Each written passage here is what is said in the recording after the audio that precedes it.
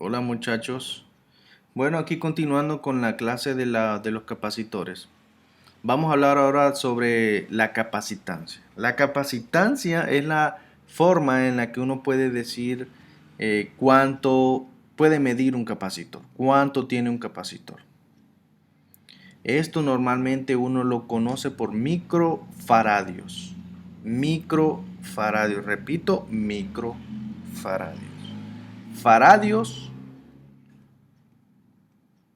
y puede ser micro, puede ser pico, puede ser mili, puede ser faradio.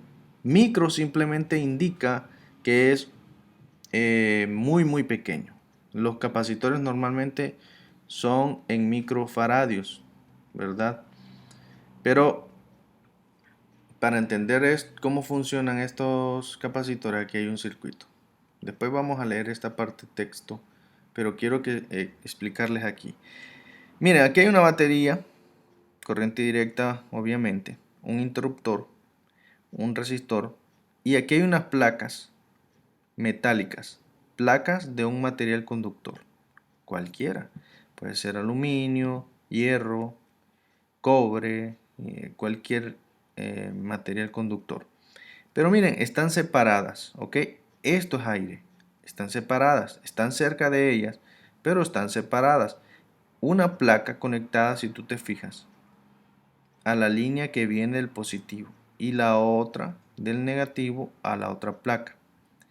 ¿Qué va a pasar? Cuando yo cierre este interruptor, va a venir y las cargas positivas van a pasar por el resistor y van a llegar y se van a acumular en toda esta placa, pero no van a pasar. Oigan bien, no va a pasar porque aquí hay aire y el aire es un aislante. Sin embargo, ya las placas negativas estaban acá. Y lo que se crea es que en el momento en que esto se cierra, ¿ok?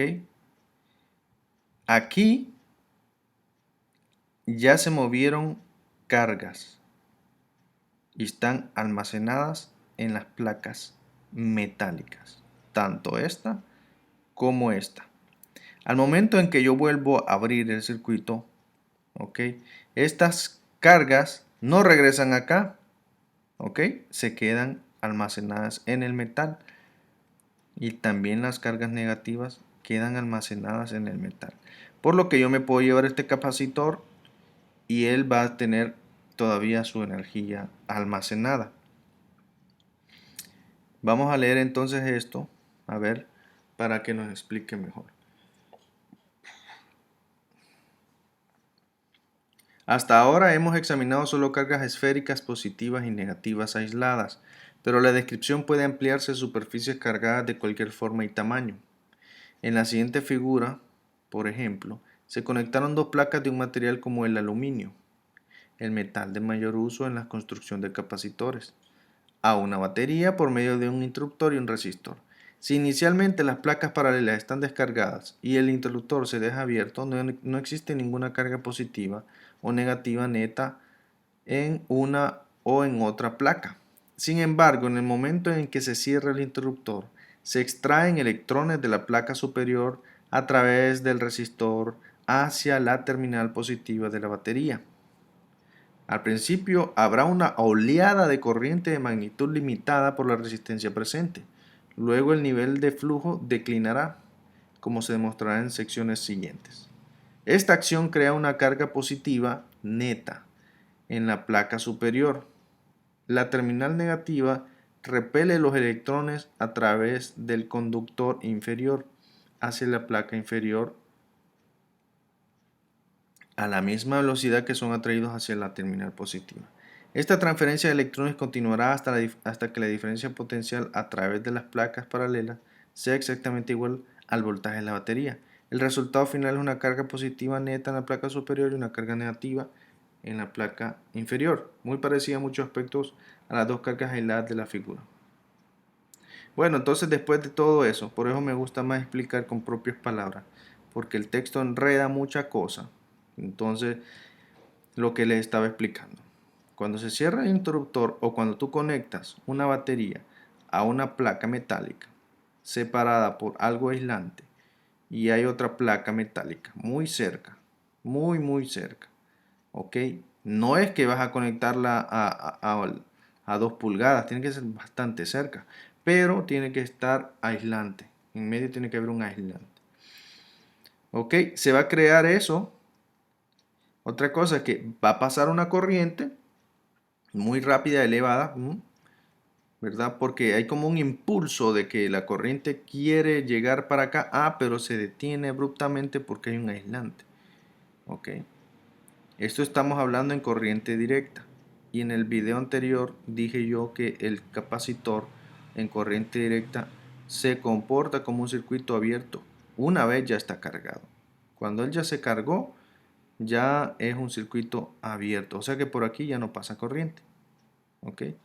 Ya no hay corriente. Y sería como tener una batería que si, bueno, si tú tocas las dos placas accidentalmente, pues te va a golpear. Te va a golpear dependiendo del voltaje que haya almacenado, ¿verdad? Entonces, ¿qué dice acá? Mira quién está aquí, Michael Faraday. Si te suena Faradios, es porque él se llamaba Faraday. ¿Ok? Faraday fue un inventor, un científico muy bueno, eh, creador de muchas fórmulas, ¿ok? Muchos inventos. Y es por eso que le llamamos a la unidad de medida de capacitancia faradios. ¿Ok?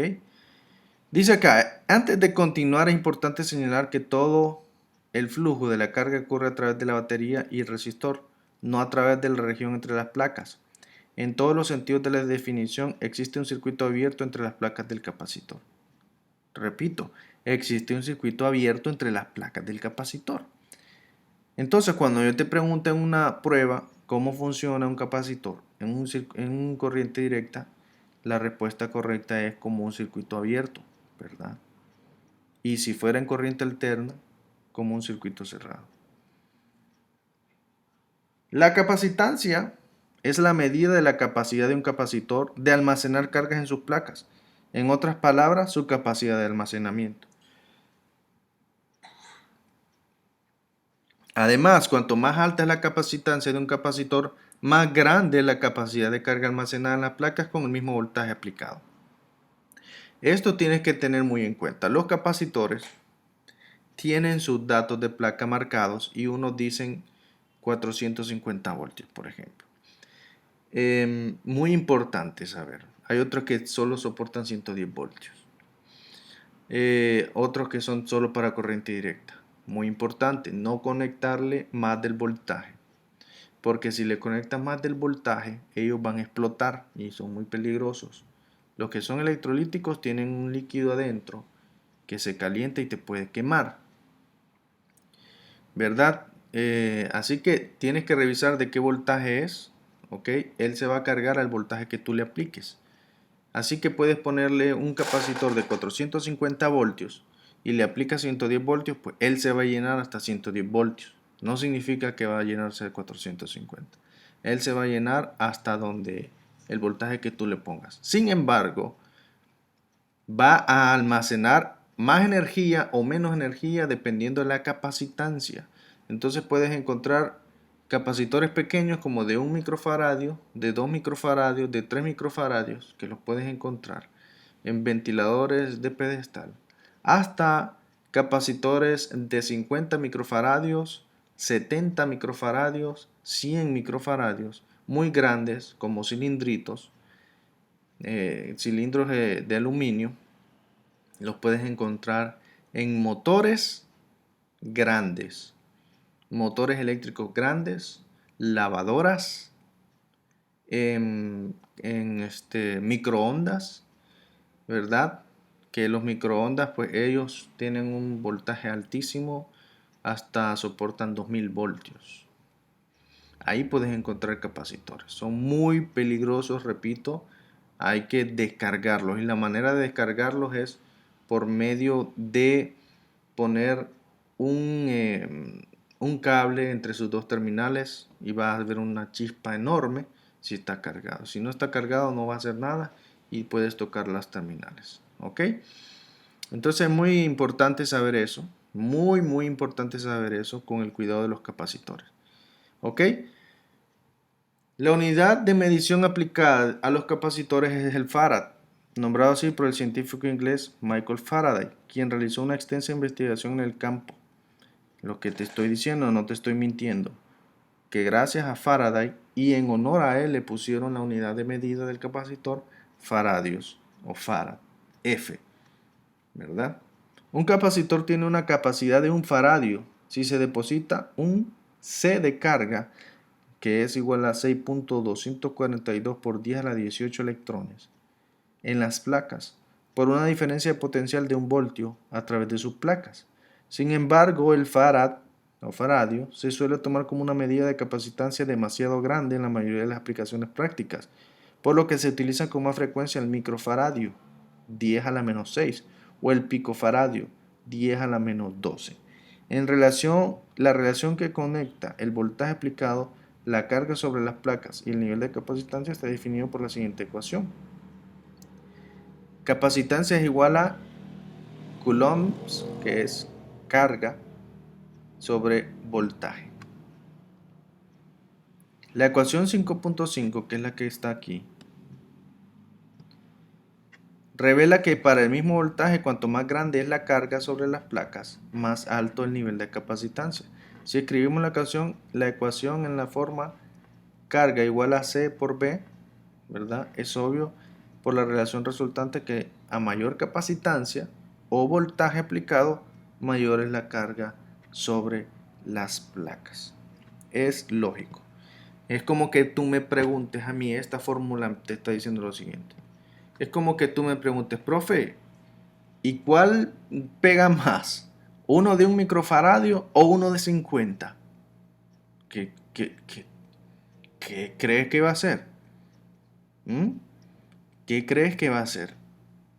Independientemente del voltaje, el de 50 te va a golpear con más fuerza porque es más energía. Es energía almacenada. ¿Ok? Y de la misma manera va a ser, profe, ¿cuál me va a golpear más? ¿Uno que almacena 12 voltios o uno que almacena 250 voltios? Independientemente del faradio que tenga, te va a golpear el de 250 voltios, más que el que solo almacena 12 voltios. Eso es lo que nos está diciendo la carga en coulombs. ¿Ok? Esta fórmula que estás diciendo aquí. ¿Ok? Así que cuidado otra vez con los capacitores. Y bueno, hasta ahí llegamos con la introducción a los capacitores. Te pido que escribas todo un resumen de lo que acabas de ver y escuchar. ¿Ok? Y hasta aquí dejamos esta sección, pendiente a los demás videos.